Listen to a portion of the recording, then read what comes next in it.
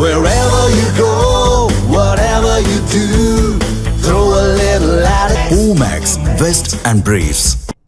அதிமுக பொதுச் செயலாளர் எடப்பாடி பழனிசாமி செய்தியாளர்களை சந்தித்து வருகிறார். அந்த நேரலை காட்சிகளை தற்போது பார்க்கலாம். பாலியல் கொடுமை செய்திருக்கிறார். இன்றைக்கு காவல்துறை மக்களுக்கு பாதுகாப்பு அளிக்க வேண்டும்.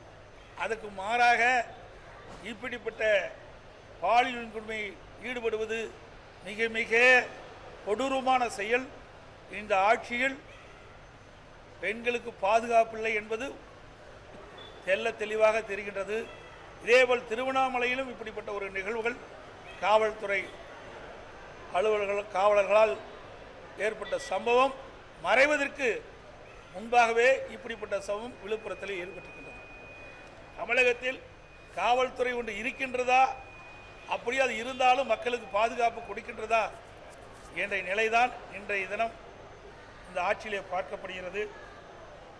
தூத்துக்குடியிலே சமூகத்துறை அமைச்சர் ஒரு நிகழ்ச்சியிலே பங்கு பெற்று பேசுகின்ற பொழுது ஒரு கருத்தை தெரிவித்திருக்கின்றார்கள். திராவிட முன்னேற்ற கழக ஆட்சியில் 6999 சிறுமிகள் பாலியல் வன்கொடுமைக்கு ஆளாக்கப்பட்டதாக திமுகவினுடைய அமைச்சர் சமூகத்துறை அமைச்சரே தெரிவித்திருக்கின்றார். அதற்கு 104 கோடி ரூபாய் நிவாரணம் கொடுத்ததாக அறிவித்திருக்கின்றார். எவ்வளவு ஒரு மோசமான செயல்! பாலியல் வன்கொடுமையை தடுத்து நிறுத்தத்திற்கு திராணியற்ற அரசாங்கம் திமுக அரசாங்கம் என்பது இதிலிருந்து தெரிகிறது. 6999 சிறுமிகள் இன்றைக்கு பாலியல் வன்கொடுமைக்கு ஆளாக்கப்பட்டு சொன்னால் இந்த அரசாங்கம் எப்படி செயல்படுகின்றது என்பதை நாம் எண்ணி பார்க்க வேண்டும். ஒரு திறமையற்ற முதலமைச்சர், பொம்மை முதலமைச்சர் தமிழகத்தை ஆண்டு கொண்டிருக்கின்ற காரணத்தினாலே அவரிடத்திலே காவல்துறை இருந்தும் சரியான முறையில் நடவடிக்கை எடுக்காத காரணத்திலே இன்றைக்கு இப்படிப்பட்ட நிகழ்வுகள் தொடர்ந்து சிறுமிகளுக்கும் பெண்களுக்கும் அநீதி இழைக்கப்படுகின்றது. இப்படி கொடுமையான பாலியல் வன்கொடுமைகள் நடந்து கொண்டிருக்கின்றன. இந்த அரசு இருக்கின்ற வரை பெண்களுக்கும் பாதுகாப்பு இல்லை, சிறுமிகளுக்கும் பாதுகாப்பு இல்லை. கடந்த 50 மாத திராவிட முன்னேற்ற கழக ஆட்சியில் சுமார் 6400 கொலைகள் நடந்திருக்கின்றன. மிக மிக அதிர்ச்சி அளிக்கக்கூடிய ஒரு சம்பவம். தமிழகத்தில் சட்ட ஒழுங்கு அடியோடு சீர்குலைந்து விட்டது என்பதற்கு இதுவே ஒரு உதாரணம். இன்றைக்கு குற்றச்செயல் ஈடுபடுகின்றவர்கள் காவல்துறையில் மீது இருக்கின்ற பயம் என்ற உணர்வே இல்லாமல் போய்விட்டது. அதுக்கு காரணம் தமிழகத்தில் போதைப்பொருள் நடமாட்டம் அதிகரித்து இந்த போதை ஆசாமிகளால் தான் கொலை, கொள்ளை, திருட்டு, வழிப்பறிவு, பாலியல் கொடுமை தினந்தோறும் தமிழகத்தில் நடந்த வண்ணம் இருக்கின்றது. அது தொலைக்காட்சியிலையும் பத்திரிகையிலும் இந்த செய்திகள் தொடர்ந்து வந்து கொண்டிருக்கின்றன. அதே போல இப்படிப்பட்ட சூழ்நிலையில் கூட தமிழகத்தில் முறையாக டிஜிபி, நிரந்தர டிஜிபி நியமனம் செய்யப்படவில்லை. நான் பலமுறை சட்டமன்றத்திலும் தெரிவித்திருக்கின்றேன், தொலைக்காட்சியின் வாயிலாக தெரிவித்திருக்கின்றேன், ஊடகத்தின் வாயிலாகவும் பத்திரிகை வாயிலாக தெரிவித்திருக்கின்றேன், அறிக்கையின் வாயிலாக வெளிப்படுத்தியிருக்கின்றேன். ஆக இந்த அரசு தங்களுக்கு வேண்டப்பட்டவர் ஒருவர் டிஜிபியாக வர வேண்டும் என்ற அடிப்படையில் தான் அவர்கள் இதுவரை நிரந்தர டிஜிபி நியமிக்கப்படவில்லை. ஒரு டிஜிபி ஓய்வு பெறுவதற்கு 3 மாதத்திற்கு முன்பாகவே அவர்கள் தகுதியான டிஜிபி பட்டியலை மத்திய பணியாளர் தேர்வாணையத்துக்கு அனுப்பப்பட்டு யூபிஎஸ்சிக்கு அனுப்பப்பட்டு அது பரிசீலிக்கப்பட்டு 3 பேர் மாநில அரசுக்கு அனுப்பப்பட்டு அந்த 3 பேர் ஒருவரை தேர்ந்தெடுக்க வேண்டும். இதுதான் முறை. ஆனால் அந்த முறையெல்லாம் இந்த அரசாங்கம் கடைபிடிக்கல. உச்சநீதிமன்றம் வரைக்கும் போய் உச்சநீதிமன்றம் இன்னைக்கு விரைவாக தமிழகத்தில் நிரந்தர டிஜிபி நியமிக்கப்பட வேண்டும் என்று தீர்ப்பு வழங்கிய பிறகும் இன்னும் அந்த பணியை தொடரவில்லை. இப்பொழுது மத்தியில் இருக்கிற மத்திய யூபிஎஸ்சி மத்திய பணியாளர் தேர்வாணையம் 3 பேரை இன்றைக்கு தேர்ந்தெடுத்து அனுப்பியும் கூட இன்னும் டிஜிபி நியமிக்கல. இப்போ ஒரு தனிநபர் உச்சநீதிமன்றத்தில் இன்றைக்கு வழக்கு தொடர்ந்திருக்கிறார். அந்த வழக்கின் அடிப்படையில் உச்சநீதிமன்றம் 3 வாரத்தில் தமிழ்நாடு அரசு விளக்கம் அளிக்க வேண்டும் என்று கேட்டிருக்குது. ஏன் இவ்வளவு குளறுபடி? இந்த அரசாங்கம் ஏன் டிஜிபி நியமிப்பதில் இவ்வளவு பாரபட்சம் காட்டுறாங்க? ஆக இப்படி நிரந்தர டிஜிபி நியமிக்காத காரணத்தினால்தான் முறையாக சட்ட ஒழுங்கு பராமரிக்கப்பட முடியாத ஒரு சூழ்நிலை தமிழகத்தில் ஏற்பட்டிருக்குது. இன்னொன்று, வாக்காளர் சிறப்பு தீவிர திருத்தம் இன்னைக்கு மேற்கொண்டிருக்கிறாங்க.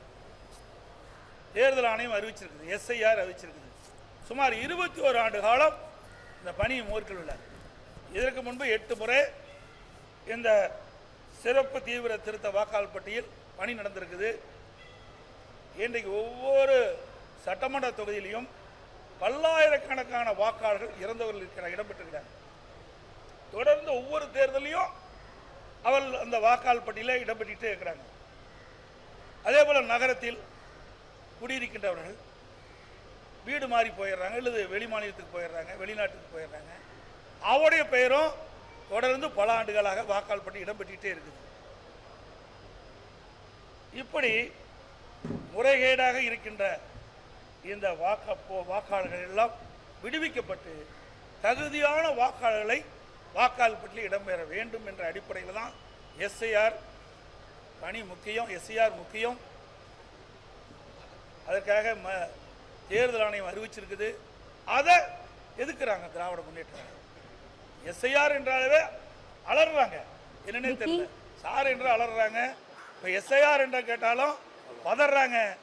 கூட்டணி கட்சி சேர்ந்தவர்கள்லாம் அலறாங்க, என்னன்னே தெரியல. இதில் என்ன தவறு இருக்குது? காலம் போதாதுங்கிறாங்க. 1 மாத காலம் கொடுத்துருக்குறாங்க. ஒவ்வொரு பாகத்திற்கும் ஒரு பிஎல்ஓ அரசு அலுவலரை நியமிக்கிறாங்க. அவள் வீடு வீடாக கொண்டு போய் அந்த படிவத்தை கொடுத்து, பிறகு படிவம் பூர்த்தி செய்யப்பட்டு அதை திரும்ப பெற்று சம்பந்தப்பட்ட அதிகாரிகள் ஒப்படைக்கிறாங்க. இதில் எந்தவித ஒரு காலதாமதம் ஏற்படுறதுக்கு வாய்ப்பே இல்லை. ஏன்னா ஒவ்வொரு முறையும் தேர்தல் வருது. தேர்தல் வருகின்ற பொழுது அந்த வாக்காளர்கள் வாக்களிப்பதற்கு அடையாள ஸ்லிப் கொடுக்குறாங்க. இப்போ 5 நாளில் கொடுத்துட்றாங்க. ஒரு பாகத்தில் இருக்கின்ற அனைத்து வாக்காளர்களுக்கும் 5 நாட்களில் அந்த பூத் ஸ்லிப் கொடுக்கப்பட்டு அவர் போய் வாக்களிக்கிறாங்க. அப்படி இருக்கின்ற பொழுது 1 மாதம் கொடுத்துருக்குறாங்க.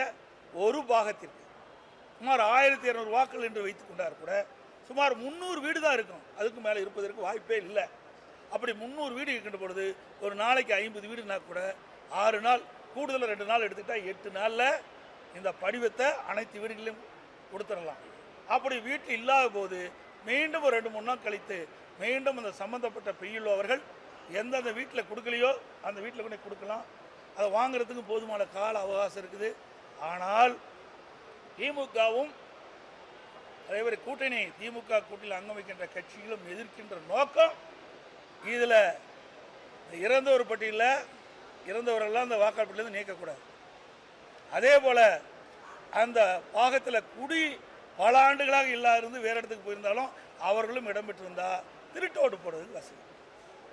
தேர்தல் நாள் போது இறந்தவர்களாம் உயிர் பெற்று ஓட்டு போட வந்துடுறாங்க. அது திமுக கை வந்த கலை. அதனால தான் இவ்வளோ பயம். இதில் என்ன தவறு இருக்கிறதுக்கு வாய்ப்பே கிடையாது. எல்லாத்துக்கும் பிஎல்ஏ 2 போட்டுக்கிறோம். ஒவ்வொரு கட்சிக்கும் பிஎல்ஏ 2 போட்டுக்கிறோம். அவர்கள் பிஎல்ஓ போய் வீடு வீடாக அந்த படிவத்தை கொடுக்கின்ற பொழுது அவர்களோடே சென்று அவர்கள் சரியாக அந்த பணியை மேற்கொள்ள என்று அவர்கள் கண்காணிக்கலாம். அதுக்கு தேர்தல் ஆணையம் முழு வாய்ப்பு கொடுத்துருக்குது. அப்படி இருக்கின்ற பொழுது வேண்டுமென்றே திட்டமிட்டு ஒரு தவறான செய்தியை மக்களிடத்திலே பதிவு வைக்க வேண்டும் என்பதற்காக இன்றைக்கு ஆர்ப்பாட்டம் நடத்துகிறாங்க. ஏன் இறந்தவர் ஓட்டை நீக்க என்ன தவறு? பல ஆண்டுகளாக குடியில்லாமல் ஒரு வீட்டில் புதுசாக ஒருத்தர் குடி வந்திருக்கிறாரு. ஆனால் ஏற்கனவே குடியிருந்தவர் தான் அந்த வாக்காளர் பட்டியலில் தொடர்ந்து இடம்பெற்று இருக்கிறாரு. இப்படி இருக்கின்ற பொழுது தேர்தல் நேரத்தில் இந்த வாக்குகளெல்லாம் திராவிட முன்னேற்ற கழகம் கள்ள ஓட்டு போட்டு ஒவ்வொரு முறை இருந்திருக்குது. இன்னைக்கு ஒரு உதாரணத்துக்கு சென்னை மாநகராட்சி தேர்தல் நடந்தது.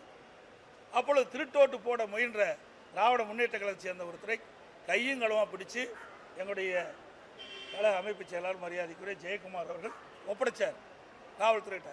அவர் மீது வழக்கு போட்டார். 15 நாள் சிறையில் இருந்தார். இப்படிப்பட்ட நிகழ்வுகளெல்லாம் நடைபெறக்கூடாது என்பதற்கு தான் எஸ்ஐஆர் இன்றைக்கு தேர்தல் ஆணையம் அறிவிச்சிருக்குது.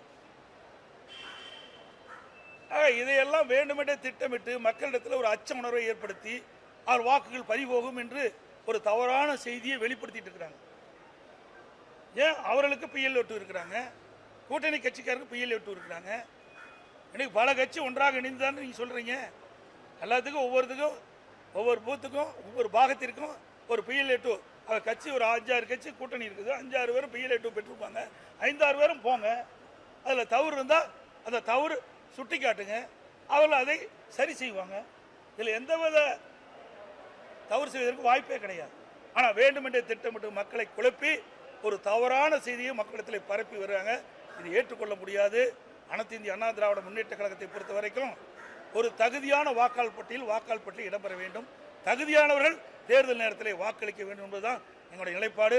அந்த காரணத்திற்காகத்தான் இந்த SIR நாங்கள் ஆதரிக்கிறோம். ஏன்னா 21 ஆண்டுக்கு பிறகு தான் இப்போ வருது. இன்னைக்கு உதாரணமாக ஈரோடு கிழக்கு சட்டமன்ற தொகுதி இடைத்தேர்தல் நடந்தது. அப்பொழுது அங்கே ஒரு குடிசை மாற்று வாரியத்தில் சுமார் 1600 வாக்குகள் குடிசை மாற்று வாரியத்துடைய கட்டணம் முழுசு இடிச்சிட்டாங்க. இடித்து ஒரு வருஷம் ஆகியும் அந்த வாக்காளர் பட்டியலிருந்து வாக்காளர் பெயர் இடம்பெறல. வாக்காளர் பெயர் இடம்பெற்றிருக்குது.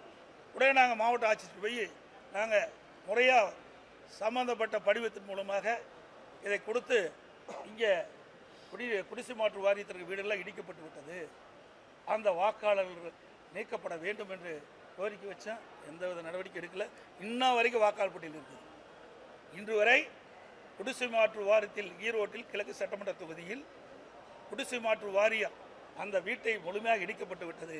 அந்த பகுதியில் வசிக்கின்றவர்களுடைய பெயர் இன்னும் வாக்காளர் பட்டியலில் இருந்துருக்கு. ஆக இப்படிப்பட்டது நிலையெல்லாம் மாற வேண்டும். இப்படிப்பட்ட வாக்காளர்கள் எல்லாம் வாக்காளர் பட்டியலிருந்து விடுவிக்க வேண்டும். முறையாக அவர்கள் எங்கே போய் தங்கியிருக்கிறார்களோ எங்கே போய் இருக்கிறார்களோ அதை கண்டுபிடித்து அவர்களே வாக்காளர் பட்டியலில் இடம்பெற வேண்டும். இதுதான் எங்களுடைய நிலைப்பாடு. SIR தொடர்பாக உச்சநீதிமன்றத்தில் திமுக வழக்கு தொடர்ந்துருக்கு. அதில் அதிமுகவும் தன்னை இணைச்சிக்கணும்னு சொல்லி ஒரு பெட்டிஷன் போட்டிருக்கீங்க. ஆமாம், ஏன்னா இதில் சில தவறான தகவலை திமுக பதிவு வச்சா அதை சரி செய்யணும்ல. மக்களுக்கு ஏற்படுகின்ற பிரச்சனையை நாங்கள் உண்மை நிலையை எடுத்து சொல்வது தான் நாங்கள் போயிடுவோம் ஜாயின் பண்ணியிருக்கிறோம். அதில் இல்லைன்னா வேண்டுமென்றே திட்டமிட்டு ஒரு தவறான தகவலை நீதிமன்றத்தில் பதிவு செய்யப்படும். என்ன அவளுக்கு பதற வேண்டிய அவசியம் என்ன? ஏன் பதறாங்க? ஏன் அலறாங்க? உங்களுக்கு ஊடக நம்பர் பத்திரிகை அத்தனை பேருக்குமே தெரியும். தெரியாத ஒன்றுமே கிடையாது. ஆக வேண்டுமென்றே திட்டமிட்டு ஒரு குழப்பத்தை உருவாக்கி கொண்டிருக்கின்றார். ஏதோ SIR வந்தால் மக்களுக்கு வாக்களிக்கக்கூடிய உரிமையை பறிபோயிரும் என்ற ஒரு தவறான செய்தியை பரப்பிட்டு வராங்க. இது கண்டனத்துக்குரியது. இன்றைக்கு பல முறை இந்த SIR பணி தமிழகத்தில் நடந்திருக்குது. 8 முறை நடந்திருக்குது இதுக்கு முந்தி. ஆக அப்பெல்லாம் பதறல. ஸ்டாலின் அவர்கள் பதறதுக்கு காரணமே அதில் இருக்கிற இறந்தவர்கள் வாக்குகள், அங்கே வசிக்காதவர்கள் வசிப்பதாக வாக்காளர் பட்டியலில் இடம்பெற்றிருக்கின்ற வாக்காளர்கள், இப்படிப்பட்ட வாக்காளர்களை தேர்தல் நேரத்திலே கள்ள ஓட்டு போடுவதற்கு இனி முடியாது. இது SIR வந்துவிட்டார். அதனால தான் இந்த குளறுபடியை இந்த அவதூறு செய்தியை பரப்பி வர்றாங்க.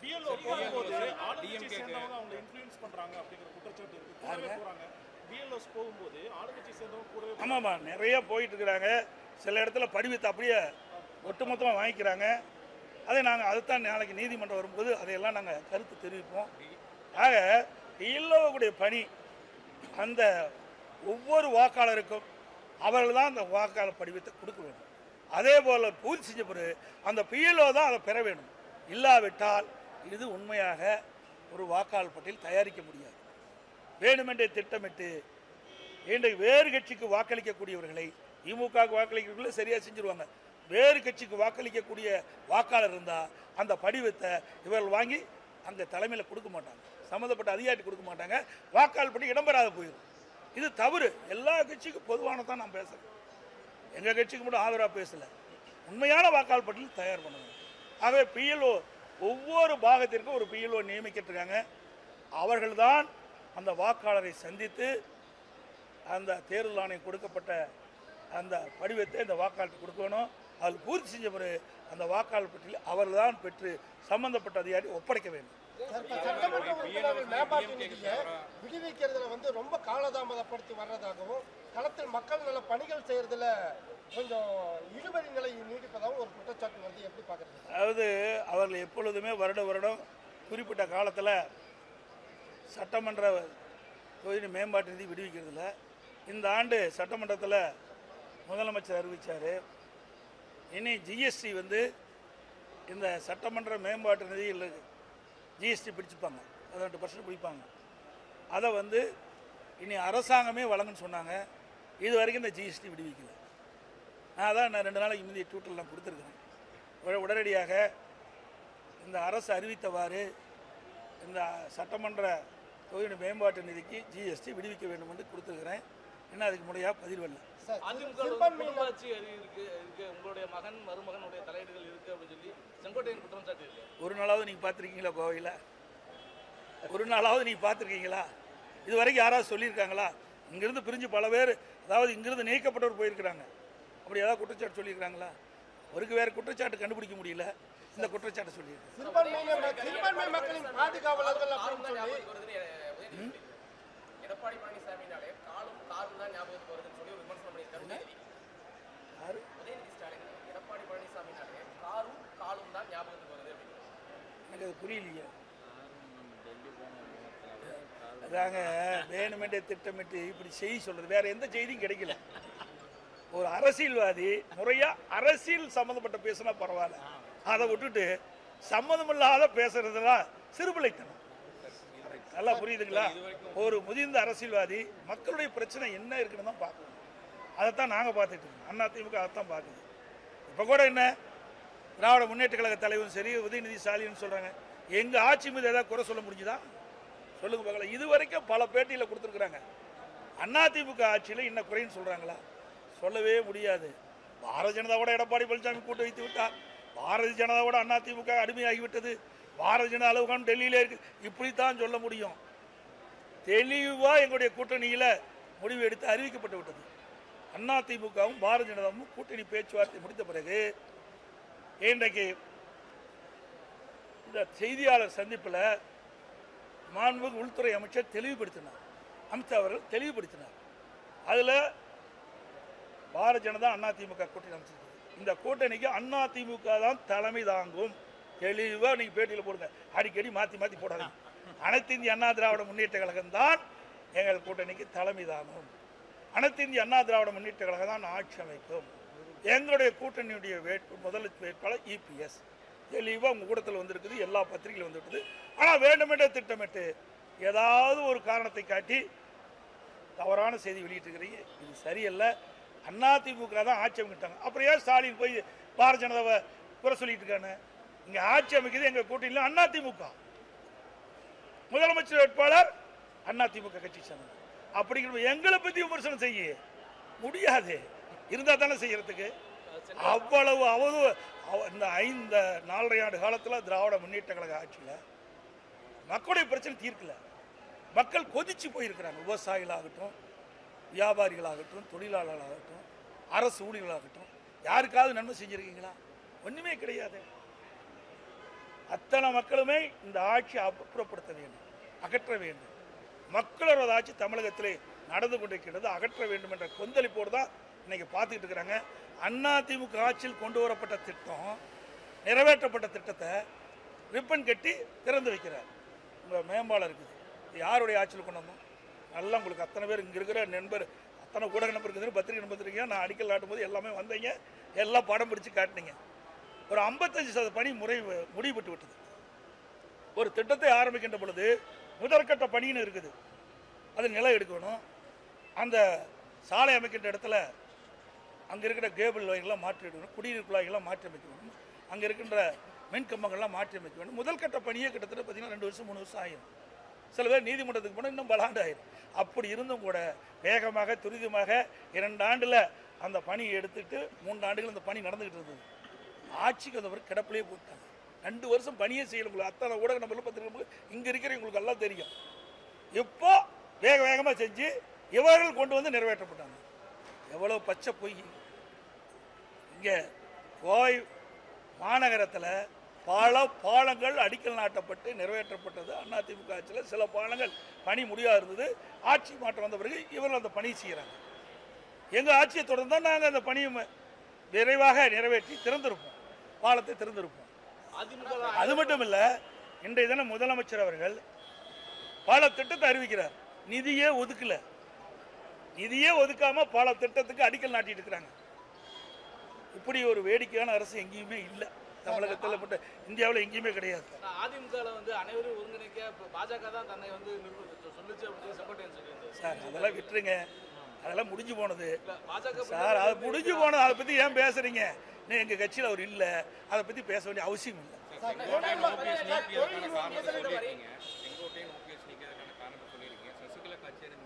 சார் இதெல்லாம் முடிஞ்சு போன விஷயத்தை திருப்பி ஏன் சார் கிளறீங்க? உங்களுக்கு விவாத மேடைக்கு வேணும், இன்னைக்கு நைட்டு இரவு அதை பேச வேணும், ஊடகத்தில் விறுவிறுப்பான செய்தி வேணும், இதெல்லாம் முடிஞ்சு போன விஷயம், அதை பற்றி பேச வேண்டிய அவசியம் இல்லை, அதனால எந்த பயனும் இல்லை. தமிழ்நாட்டில் நிறைய தொழில் முதலீட்டாளர்கள் உள்ள கொண்டு வந்து சொல்றாங்க 2017 மீண்டும் விரைவில் கட்சி ஒன்றிணையும், எல்லாரும் ஒன்றிணைவாங்க அப்படின்னு ஒரு சார் அதுதான் நான் திருப்பி சொல்றேன். முடிஞ்சு போன விஷயத்தை திருப்பி பேசாதீங்க. உங்களுக்கு விறுவிறுப்பான செய்தி வேணுங்கிறதுக்காக இந்த கேள்வி கேட்க வேண்டாம். இதெல்லாம் முடிந்து போய்விட்டது. அதிமுக மிகச்சிறப்பாக செயல்பட்டு இருக்குது. வேண்டுமென்றே திட்டப்பட்டு சில பேர் இந்த அவதூறு பிரச்சாரத்தை பரப்பிட்டு இருக்காங்க. அதுக்கு நீங்க கேள்வி கேட்டுட்டு இருக்கீங்க. தயவு செய்து இந்த கேள்வியெல்லாம் இதோட விட்டுருங்க. அன்பு கூர்ந்து உங்களை கேட்டுக்கிறேன் சார். ஒவ்வொரு கட்சி தலைவரும் அந்த கட்சி வளர்ப்பதற்கு பேசுகின்ற பேச்சு. எதுக்காக கட்சி ஆரம்பிக்கிறாங்க? அதெல்லாம் ஒவ்வொரு கட்சியிலையும் கட்சி தொண்டர்களை உற்சாகப்படுத்துவதற்கு பேசுவது அது இயல்பு. அது எல்லா கட்சியிலுமே நடக்குது. இந்த கட்சியில் மட்டும் இல்லை, எல்லா கட்சியிலும் அப்படி தான் நினைக்கிறாங்க. ஏன் காங்கிரஸ் இப்போ பேசுறதுல திமுக கிட்ட எங்களுக்கு ஆட்சியில் பங்கு வேணும்னு கேட்குறாங்க, திமுக கொடுக்க மாட்டேங்குது. ஆக அவருடைய கட்சியை வளர்ப்பதற்கு, கட்சியுடைய தொண்டர்களை உற்சாகப்படுத்துவதற்காக இப்படிப்பட்ட கருத்துக்களை எல்லா கட்சியுமே முன்னிருந்து தான் செயல்படுத்துது. தமிழ்நாட்டில் நிறைய தொழில் முதலீட்டாளர்கள் மாநாடு நிறைய தொழிலாளர் ஈர்த்ததா சொல்றாங்க. ஆனா இந்த 4 வருஷத்துல எத்தனை இளைஞர்களுக்கு வேலை வாய்ப்பு உருவாக்கி இருக்கு அப்படிங்கிற தகவல் இது வரைக்கும் தமிழக அரசு தரப்புல அறிவிக்கல. எப்படி பாக்குறீங்க? தாங்க நான் தான் வெள்ளை அறிக்கை கேட்டேன், வெள்ளை பேப்பரை காட்டினேன். இதுதான் அவருடைய பதில். வெள்ளைய ஒரு பிரதான எதிர்க்கட்சி உங்களை போல் இருக்கின்ற மக்களுடைய சந்தேகங்கள், இளைஞருடைய சந்தேகங்களை போக்குவதற்கு இன்றைக்கு தமிழகத்தில் நீங்கள் தொழில் முதலீட்டு மாநாட்டு நடத்திருக்கிறீங்க. எவ்வளவு முதலில் ஈர்க்கப்பட்டது, எவ்வளவு தொழில் வந்திருக்குது, எவ்வளவு நிதி வந்திருக்குது, எவ்வளவு பேருக்கு வேலை வாய்ப்பு கிடைச்சின்னு கேட்டால் வெள்ளை பேப்பரை நேற்றார். என்ன பதில் சொல்ல முடியும்? அரசாங்கத்துக்கிட்ட தான் எல்லா புள்ளிவரம் இருக்குது, எங்ககிட்ட கிடையாது. அது மட்டும் இல்லை, இன்றைக்கு இந்த ஸ்டாலின் அவர்கள் ஜெர்மன் நாட்டுக்கு போகும்போது நம்முடைய தொலைக்காட்சி நண்பர்களை சந்தித்து பேட்டி கொடுத்தார். அப்பொழுது திராவிட முன்னேற்ற கழகம் ஆட்சி பொறுப்பேற்றது அவர் பேட்டி கொடுக்கின்ற வரை 922 புரிந்துணர்வு ஒப்பந்தங்கள் போடப்பட்டதாகவும், அதன் மூலமாக 10,62,000 கோடி முதலீட்டு ஈர்க்கப்பட்டதாகவும், இப்படி முழுவதும் நிறைவேற்றப்பட்ட 32 லட்சம் பேருக்கு வேலை கிடைப்பதாகவும் குறிப்பிட்டு பிறகு 77% புரிந்துணர்வு ஒப்பந்தங்கள் நிறைவேற்றப்பட்டு சொல்றாங்க. 77% புரிந்துணர்வு ஒப்பந்தங்கள் நிறைவேற்றப்பட்டு சொன்னால் சுமார் 25 லட்சம் பேருக்கு வேலை கிடைச்சிருக்கணும். எங்கே வேலை கிடைச்சிது? கோயம்புத்தூரில் எத்தனை லட்சம் பேருக்கு வேலை கிடைச்சிது? அத்தனையும் பொய். ஏன்னா வெள்ளை பேப்பரை காட்டினார்ல, அதுதான் உண்மை. எதுவுமே இல்லை என்பது அவர்களே காட்டிட்டு சென்றுட்டாங்க. அது மட்டும் இல்லை, இன்றைய தினம் எல்லா துறையிலும் ஊழல் நடந்துகிட்டு இருக்கு. இன்றைக்கி உள்ளாட்சி துறையில் இந்த குடிநீர் வடிகால் வாரத்திலிருந்து அங்கே பணியாளர் நியமிக்கின்ற பொழுது சுமார் 888 கோடி ஊழல் நடைபெற்றதாக பத்திரிகை செய்தி. இது வரைக்கும் அது முழுமையான விளக்கம் கிடைக்கவே இல்லை. அதேபோல் மதுரை மாநகராட்சியில் சுமார் 200 கோடி வருவாயில் ஊழல் நடந்திருக்குது. திமுக அரசாங்கம் தான் கண்டுபிடிச்சிருக்குது. ஆக இவ்வளவு ஊழல் நடைபெறுகின்ற ஒரே அரசாங்கம் திமுக அரசாங்கம் நடந்துட்டு இருக்குது. அது மட்டும் இல்லை, இப்போ ஜல்லி குவாரி நடத்திட்டு இருக்காங்க. அதில் அண்மையில் வந்த செய்தி, எங்களுக்கு கிடைச்ச தகவல், ஒவ்வொரு குவாரிக்கு 10 லட்சம் ரூபா அந்த குவாரி உரிமையாளர் கொடுக்க வேண்டும். திமுக மேலிடத்து கொடுக்கணும். ஒவ்வொரு ஏக்கருக்கும், குவாரியில் இருக்கிற ஒவ்வொரு ஏக்கருக்கும் 5 லட்சம் ரூபா கொடுக்கணும்னு இப்போ ஒரு வாய்மொழி உத்தரவாக பிறப்பிக்கப்பட்டதாக செய்தி மிக வன்மையாக கண்டிக்கத்தக்கது. ஏற்கனவே ஒரு டன்னுக்கு குவாரியில் அதில் ஒவ்வொரு டன்னுக்கும் எவ்வளவு விலை நிர்ணயம் செஞ்சாங்க, நாங்கள் எதிர்ப்பு கொடுத்தோம்னா அதை கைவிட்டுட்டு மீண்டும் இப்பொழுது அந்த குவாரி உரிமையாளர்களை மிரட்டுகின்றார்கள். ஒவ்வொரு குவாரிக்கும் இவ்வளவு பணம் கொடுக்க வேண்டும் என்று நிர்பந்தம் செய்கிறால் இது வன்மையாக கண்டிக்கத்தக்கது. சார் எல்லாமே அதிமுக பொறுத்த வரைக்கும் 2019 நாடாளுமன்ற தேர்தலையும் தேர்தலுக்கு அறியாமல் தான் நாங்கள் கூட்டணி பேச்சுவார்த்தை. 2021 சட்டமன்ற பொதுத் தேர்தலையும் கூட்டணி பேச்சுவார்த்தை, தேர்தலுக்கு குறுகிய காலத்தில் நாங்கள் பேச்சு கொடுத்தோம். 2024 சட்டமன்ற நாடாளுமன்ற பொதுத் தேர்தலையும் தேர்தலுக்கு அருகாமையில் குறுகிய காலத்தில் தான் நாங்கள் கூட்டணி அமைச்சோம். அதே போல் தேர்தலில் நெருங்கின்ற பொழுது கூட்டணி அமைக்கப்படும், நிச்சயமாக உங்கள் முன் தெரிவிக்கப்படும் என்ற செய்தியை சொல்லி அனைவருக்கும் நன்றி.